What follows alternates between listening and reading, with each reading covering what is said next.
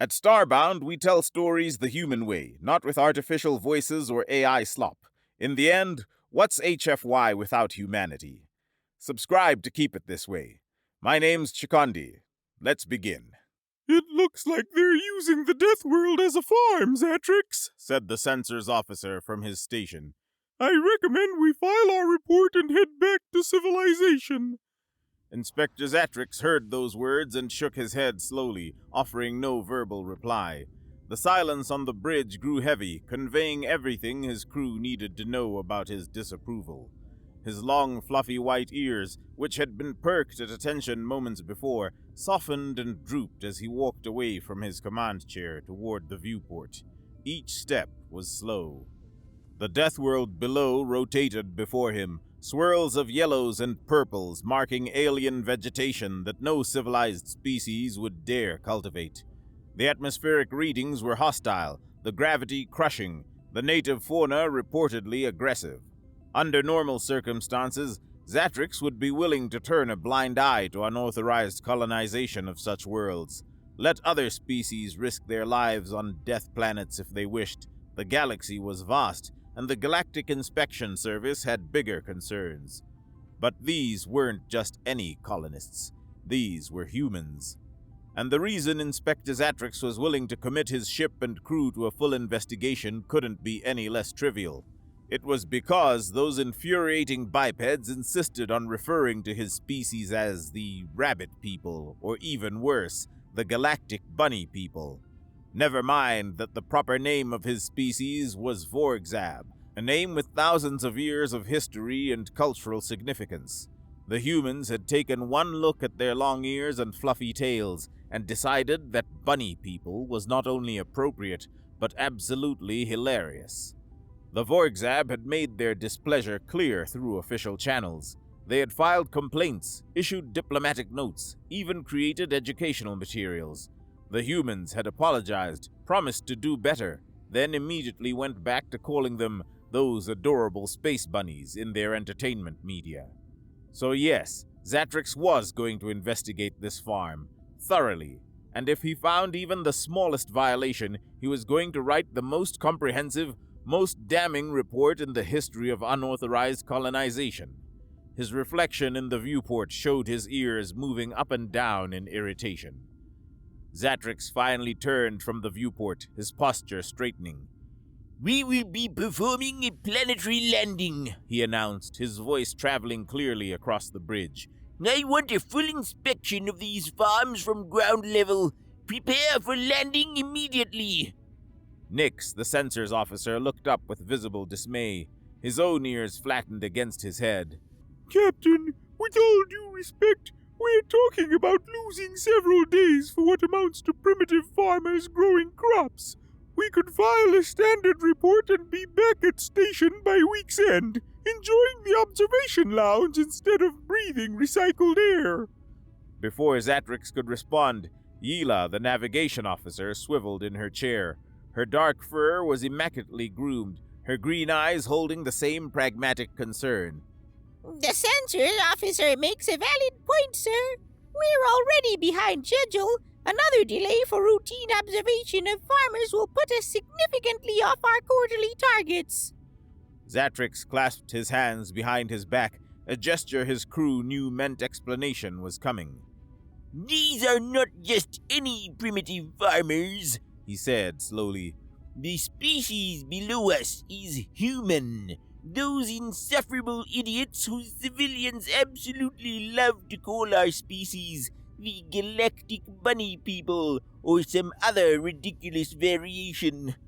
The effect was immediate. Nix's ears shot straight up in recognition. Yila's eyes widened. At the communications station, Officer Telva let out a small snort that might have been suppressed laughter or maybe indignation. From the engineering console, Chief Engineer Roxim's gruff voice called out, "The bunny people thing? Really, Captain? We're doing a full inspection because of that?" Zatrix turned his gaze to Roxim. "Would you prefer to be called the Space Rabbit, Chief Engineer?" Roxim's silence was answer enough. Security Officer Krell spoke up from his weapons station.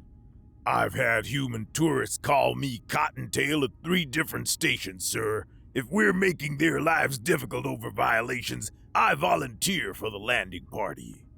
Around the bridge, knowing looks passed between crew members. Small nods of agreement followed. I suppose we have a duty to ensure proper procedures, Nix admitted, whiskers twitching. Thoroughness is the hallmark of good inspection work. Yela added primly. It's settled then, Zatrix said, returning to his command chair. Yela, plot a landing approach. Nix, continuous scans as we descend. Telva, broadcast our identification and intention to land. The ship maintained its orbital trajectory as preparations began. Through the viewport, the Death World grew larger, its swirls of yellow and purple vegetation standing out against brown patches that might have been mountains or cleared farmland. Entering upper atmosphere in 30 seconds. Yela reported. It's going to be rough. Everyone secure. The bridge crew fastened their restraints. Orange streaks began appearing outside as the vigilant observer hit atmosphere. The ship shook, gently at first, then more intensely as they descended through the hostile layers. We have entered full atmosphere. Yela announced calmly despite the turbulence. Leveling out. Surface scans clear. I'm picking up the farmland. 200 kilometers ahead. Telva, any response? Zatrix asked. The communications officer tilted her head, listening. Sir, they're providing landing coordinates and they have an air traffic control system. I'm surprised given what we thought was basic farming. Zatrix's ears perked forward. Air traffic control? For a farm? Harvest station air control, they're calling themselves. They sound very professional, actually. Nothing about humans is what you expect, Nix muttered. I'm reading structures below surface level, sir. Much more extensive than initial scan suggested. Can you clarify? Not yet. Local mineral interference. I'll need surface scans. The descent continued smoothly.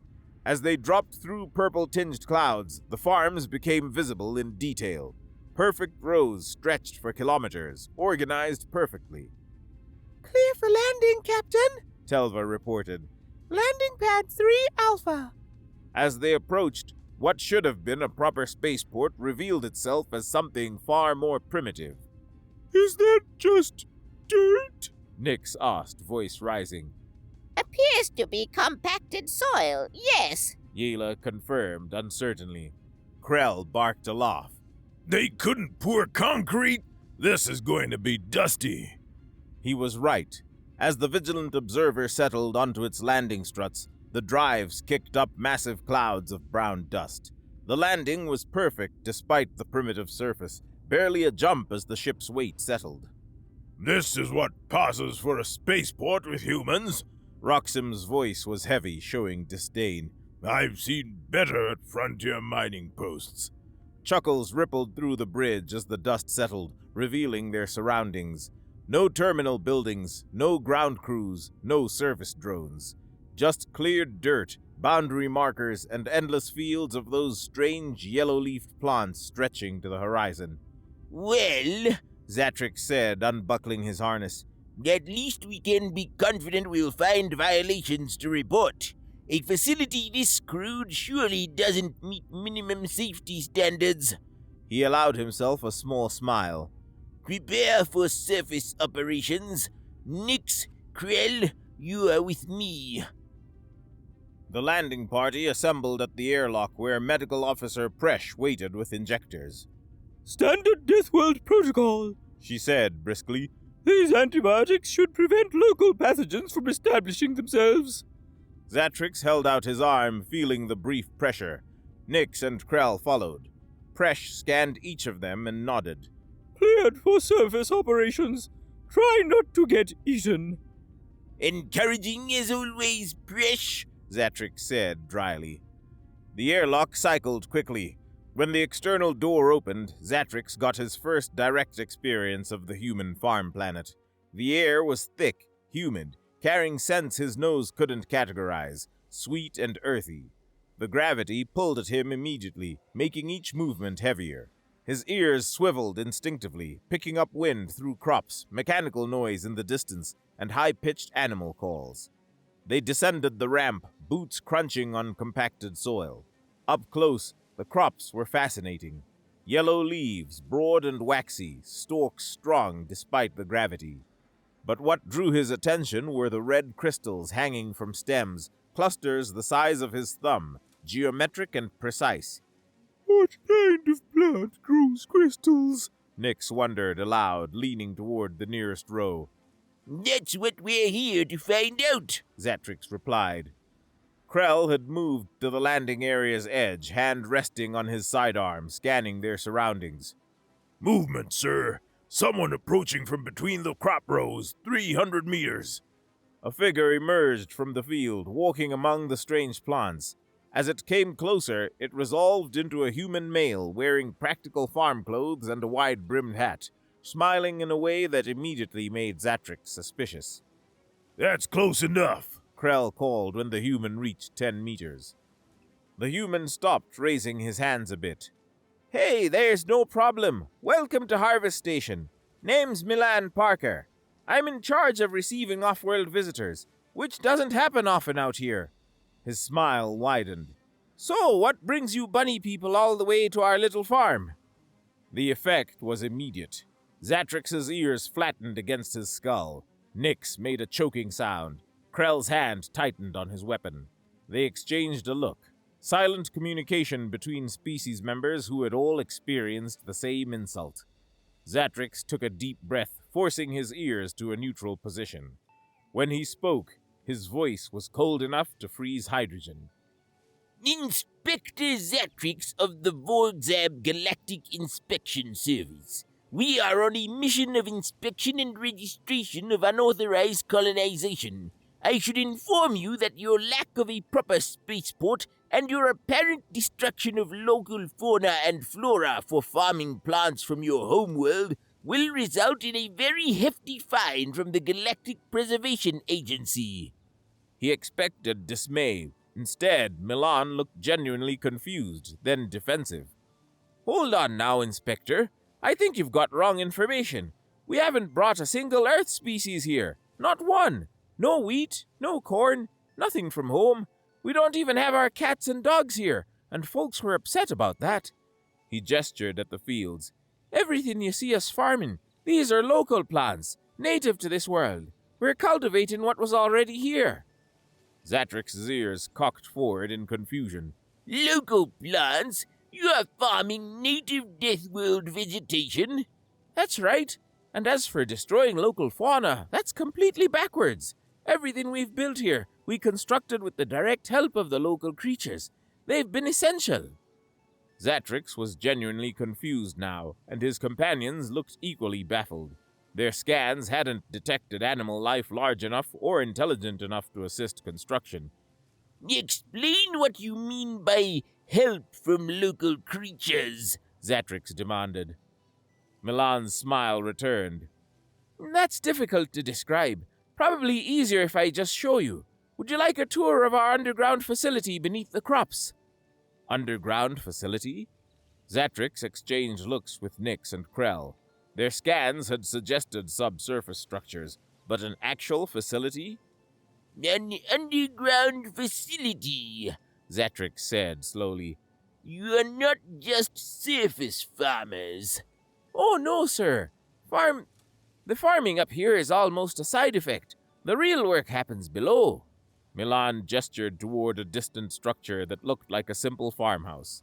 If you follow me, I can show you everything. Complete transparency. Zatrix considered. Refusing meant leaving without information for his report. Very well. Lead the way, Mr. Parker. But understand we'll be documenting everything. Wouldn't expect anything less, Inspector. They walked through the fields. Up close, the crystal-bearing plants were mesmerizing. The red crystals absorbed light and refracted it internally, creating little sparkles. Some were clearly mature, others barely formed buds. The plants seemed remarkably healthy. The farmhouse was exactly what Zatrix expected externally, a simple wooden prefab structure. Milan opened the door and gestured them inside. What Zatrix saw made his ears shoot up. Instead of crude interior furnishings, he found himself looking at a modern elevator door, complete with digital display and call button, its brushed metal gleaming. Milan pressed the call button. The doors opened immediately. We keep a low profile on the surface. Looks less impressive to orbital scans. Everything important is below. The three Vorgzab exchanged concerned looks, but stepped into the elevator. Milan entered last and pressed a button marked Main Level. The doors closed. The elevator descended. It was absurdly brief, perhaps 3 seconds, barely enough time to register movement before they were slowing to a stop. Zatrix found himself thinking it would have been faster to take stairs. The doors opened. Zatrix's breath caught. They were looking at what could only be described as a small underground city, or perhaps a scientific base. The space was vast, the ceiling high overhead. Structures rose from the floor in organized patterns, buildings and modules connected by walkways. People moved constantly between them. Labs were visible through transparent walls, where humans in white coats worked with advanced equipment. There were living quarters, recreational areas, and what appeared to be a market district. And everywhere, the roots of the crops above, massive white tendrils, descended from the ceiling and spread through channels in the floor, forming an organic infrastructure around which the entire facility seemed built. What is this? Zatrix managed. Milan stepped out with obvious pride, gesturing broadly. Welcome to Harvest Station 1, Inspector. What you're seeing is about 5 years of human work and a very lucky discovery. Explain, Zatrix said hoarsely. Nix and Krell flanked him, both staring with stunned expressions. Milan led them to a railing overlooking a lower section where workers tended the roots with irrigation systems and monitoring equipment. Started about 7 years ago. A human expedition surveyed this planet, found these plants, noticed something curious about the red crystals. When they analyzed them, they discovered the crystals were forming incredibly complex three-dimensional structures at the molecular level. Something very close to naturally occurring computational devices. Zatrix's ears perked despite himself. Computational devices? These plants are growing biological computers? Close enough.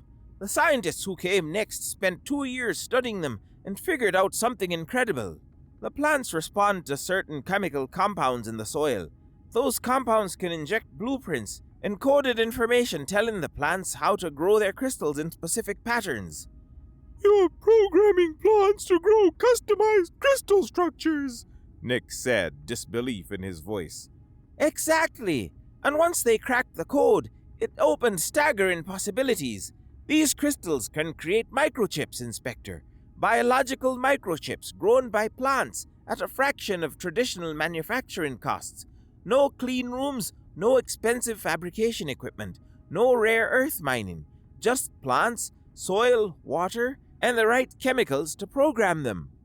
Milan gestured to distant labs. That's what we're doing here. We've scaled up the operation. We can grow microchips for everything from basic devices to advanced neural interfaces.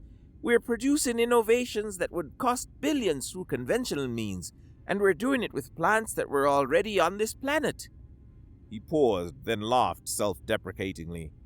Though honestly, the technical details go over my head. I'm essentially the receptionist. I greet visitors, coordinate with supply ships, show people to the cafeteria. The real geniuses are in those labs. Zatrix stood very still. This wasn't simple farming. This wasn't even unauthorized colonization in the traditional sense. This was a major scientific and commercial operation that had been under galactic authorities' radar for years. This is significantly beyond what our scans suggested, Zatrix said finally. Yeah, we keep a low profile intentionally. Easier to work without bureaucratic oversight. Milan's expression became sheepish.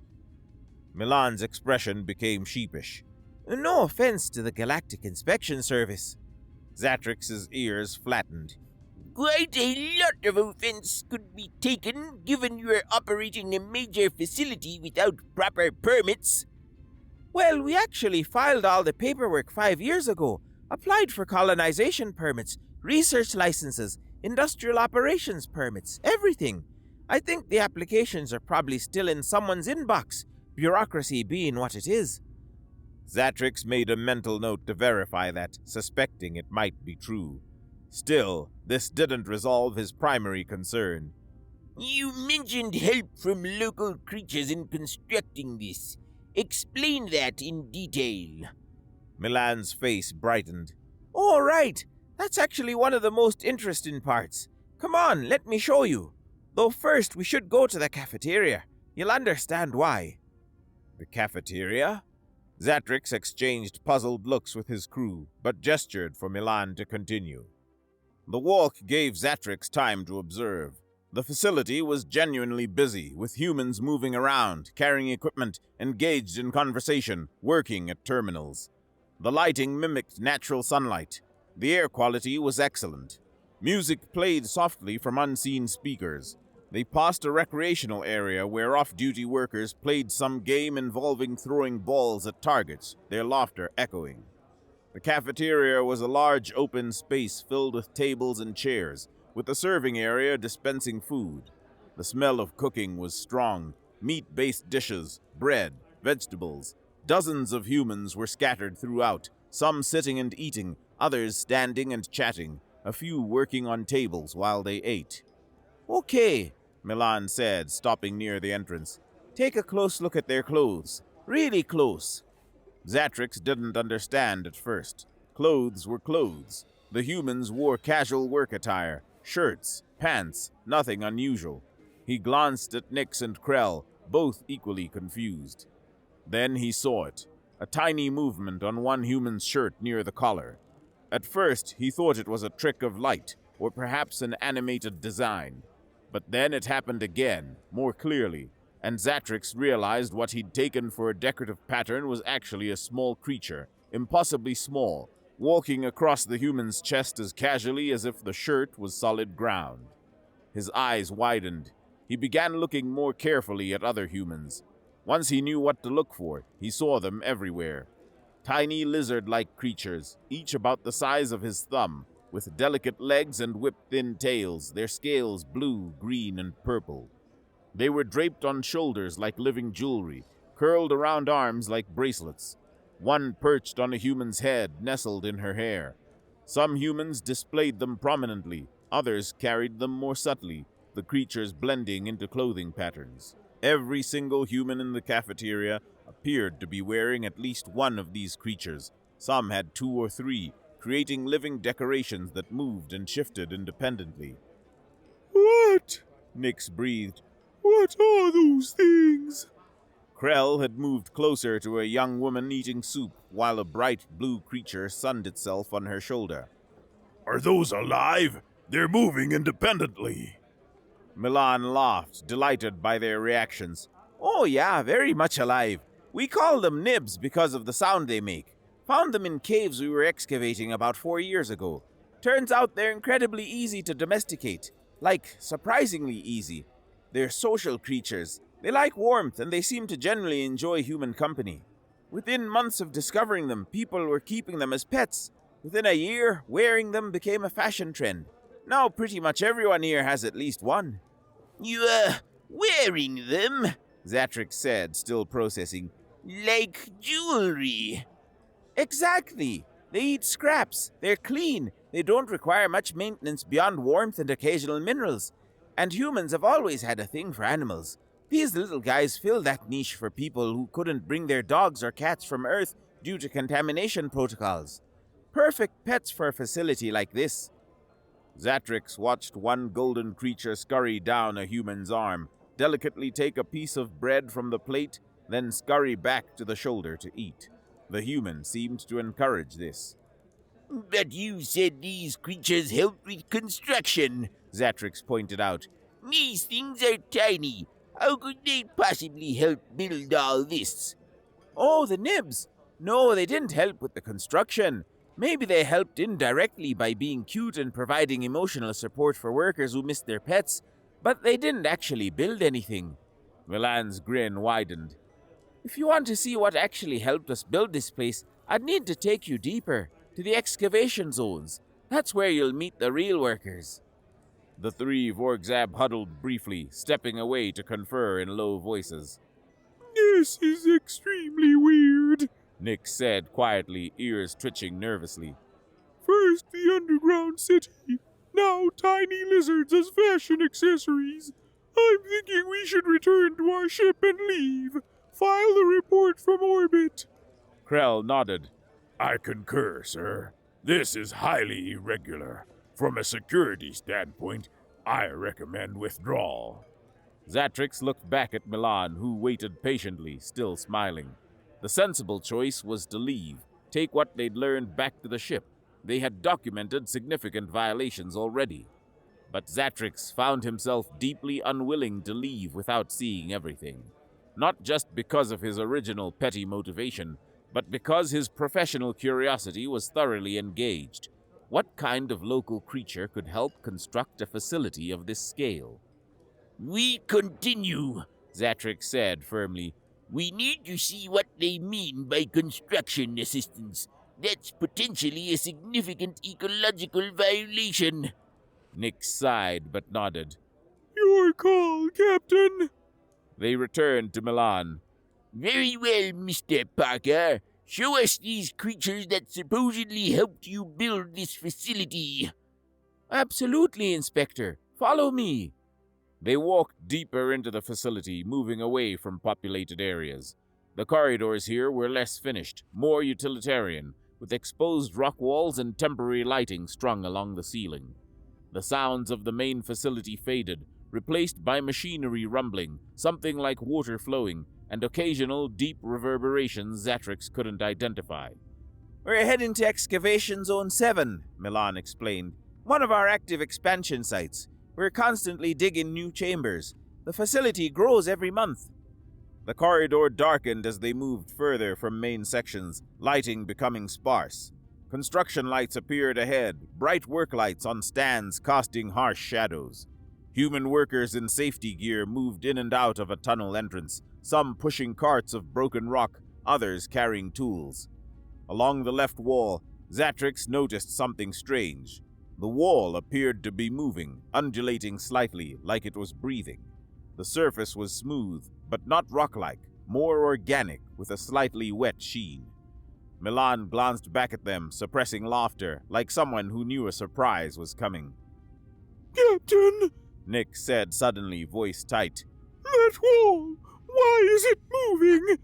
Zatrix had been wondering the same thing. He moved closer. The wall was definitely not rock. It was warm. He could feel heat radiating. And it was moving, a rhythmic motion like breathing. He reached out carefully and pressed a finger against the surface. It was soft, yielding slightly, definitely warm. The texture was smooth but slightly damp, like skin but tougher. And underneath his finger, he could feel movement, internal structures shifting beneath the surface. Why is the wall alive? Zatrix asked, his voice higher than he'd like, composure cracking. Milan laughed out loud, a full belly laugh that echoed in the corridor. Oh man, everyone makes that face. Just follow me a bit further, Inspector, and you'll see for yourself. We're almost there. Zatrix wanted to turn back. Every instinct screamed that they should retreat. But when he looked at his crew, he saw in their eyes the same thing he felt, the need to know. Not knowing would be worse now that they had come this far. He walked closer to Milan. Nix and Krell fell in beside him without being told, the three drawing together in unconscious solidarity. With each step, Zatrix became more aware of their surroundings. The breathing wall continued alongside them, extending perhaps 50 meters. The workers they passed seemed completely unconcerned, treating the living wall as normal. One human even leaned against it while taking a break, drinking from a water bottle. They reached the end of the enormous breathing surface, and Zatrix found himself looking at what could only be described as a head. An enormous head, easily 5 meters across, with a mouth that could have swallowed their landing craft whole. The mouth was lined with hundreds, no, thousands, of sharp crystalline teeth glinting in construction lights, arranged in concentric rings descending deep into the creature's throat. The teeth were hard-looking and translucent. And there were humans around it, dozens of humans standing right next to this massive mouth, some actually reaching out to touch the creature's face, petting it like it was a domesticated animal. Others walked casually past those teeth, apparently unconcerned that this creature could close its mouth and consume them in a single bite. What is this thing? Krell's voice cracked, his professional demeanor shattered. Milan's laughter finally subsided to chuckles. Everyone makes that face the first time. Don't worry. Bessie's completely harmless. Well, harmless to us anyway. You named it Bessie? Nix asked weakly. Sure, she's our best excavator. Humans domesticated these beauties about 3 years ago. Took a while to figure out their behavioral patterns, but turns out they're surprisingly docile if you treat them right. They're basically giant earthworms, Inspector. They eat broken rock and soil, then process it through their digestive system. That's how we've been able to expand the facility so quickly. We use heavy machinery or explosives to break up rock, then we guide Bessie and her siblings to eat through the debris. They make perfectly smooth tunnels, consume all the waste material, and create new chambers faster than any conventional mining equipment. Zatrix stared at the enormous creature, his mind trying and failing to process domesticated giant Deathworld worms helping humans build underground facilities. You domesticated it. You domesticated that. Well, yeah, he said. One nearby human, a woman in work overalls covered in rock dust, noticed them and waved cheerfully. Hey, Milan! Bringing the inspectors to meet Bessie? She's in a good mood today. We've been giving her lots of silicate-rich rocks. She loves that stuff. Thanks, Yuki, Milan called back, then turned to Zatrix with a grin. Oh, and here's the funny part. They poop gold sometimes, like actual gold. They poop gold, Zatrix repeated flatly, his voice completely devoid of expression because his brain had simply given up. Yep, though it's not super predictable. But yeah, gold-pooping giant worms. Probably not in the Galactic Preservation Agency handbook, right? Zatrix stood there, staring at the massive creature they called Bessie, watching humans casually pet its face and walk past teeth that could shred steel, and he felt something break inside him. His desire to continue this inspection, his need to find violations and write reports and maintain professional standards simply evaporated. He had come expecting simple farmers breaking regulations, and instead he had found underground cities, biological computer chips, tiny fashion lizards, and humans domesticating building-sized worms that occasionally defecated precious metals. Mr. Parker, Zatrix said, his voice very calm and very quiet. I believe we have seen enough of your operation. Would you be so kind as to escort us back to our ship? Milan's grin widened. Of course, Inspector. That would be appreciated, Zatrix said, already turning away from the enormous worm and its disturbingly casual human handlers. Nix and Krell moved with him immediately, both clearly eager to return to safety. As they walked back through the corridor, the breathing wall beside them somehow even more disturbing now that he knew what it was, Zatrix heard Nix muttering in their native language, words that roughly translated to, Why do humans think this is normal? Repeated like a mantra. They made the journey back in relative silence, Milan making occasional cheerful comments, but the three Vorgzab had essentially shut down. They had reached their limit for human weirdness. The elevator ride back was quick, and soon they were stepping out of the farmhouse into alien sunlight, breathing thick, humid air that now seemed almost comforting. Their ship sat exactly where they'd left it, beautiful, wonderful, normal, containing absolutely no giant worms or biological computers or fashion lizards. Thanks for the visit, Inspector, Milan called after them. Feel free to stop by anytime, and sorry about the bunny people thing. Zatrix didn't respond, just kept walking. They climbed the ramp, and as soon as they were inside, Krell hit the button to close the external door. The ramp retracted, the airlock sealed, and suddenly they were in the Vigilant Observer's familiar atmosphere. Captain on the bridge, Zatrix said into the intercom. prepare for immediate departure. I want to be off this planet within 10 minutes. No, 5 minutes. Yila's voice came back. Yes, sir. Is everything all right? Everything is fine, Hila. We just need to leave. Now. They reached the bridge, and Zatrix dropped into his command chair while Nix and Krell moved to their stations. The bridge crew looked at them with questions in their eyes, but wisely decided not to ask. Ready for takeoff, Captain. Yila reported. Take us up, Zatrix ordered. The ship lifted smoothly, leaving the primitive dirt landing pad behind in a cloud of dust. The yellow and purple landscape fell away as they climbed toward orbit, and Zatrix felt tension draining with every meter of altitude. Once they achieved stable orbit, Telva turned from communications. Sir, shall I prepare the official inspection report? Zatrix was quiet for a long moment, eyes focused on the planet below. Finally, he spoke with exhausted acceptance. No report. We're logging this as an authorized scientific research facility with proper permits pending. No violations worth pursuing. But, sir, Nix protested weakly. there were numerous irregularities. I don't care, Zatrix interrupted. I don't care about the irregularities. Do you know why? He looked around the bridge at his crew, seeing in their faces the same exhausted, slightly traumatized expression. Because I am willing, from this moment forward, to let the humans call us the Galactic Bunny People. They can call us Space Rabbits, Cottontails, whatever ridiculous nickname they want. I will accept it all, gladly, if it means I never have to go back to that planet. Krell let out a sound that might have been a laugh or a sob. The worm pooped gold, sir. They domesticated a giant Death World worm that poops gold. I know, Krell.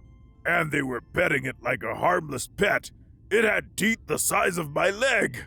I saw the teeth. From engineering, Roxham's voice called out. What exactly did you see down there, Captain? Zatrix closed his eyes briefly. Things, Chief Engineer. Things that will appear in my dreams for weeks. They called us bunny people to our faces. Nix added hollowly. And after what we saw, I didn't even care. I was just grateful they were taking us back. Yila turned from navigation, eyes wide. Sir, what could possibly be worse than being called bunny people? Zatrix opened his eyes and looked at her, and whatever she saw made her ears flatten. Trust me, Yila. You don't want to know. Just accept that there are fates worse than nicknames. The bridge fell quiet. The planet rotated slowly below, looking innocent from orbit. Setting course for home? Yila asked quietly. Yes, maximum speed. As the Vigilant Observer's engines engaged, pushing them into faster-than-light travel, Zatrix sank deeper into his chair. Around the bridge, his crew began processing what they'd experienced, some with disbelief, others with glazed looks of challenged worldviews. They returned home having realized that what those simple farmers hid beneath their crops was too much for them to handle. Far, far too much.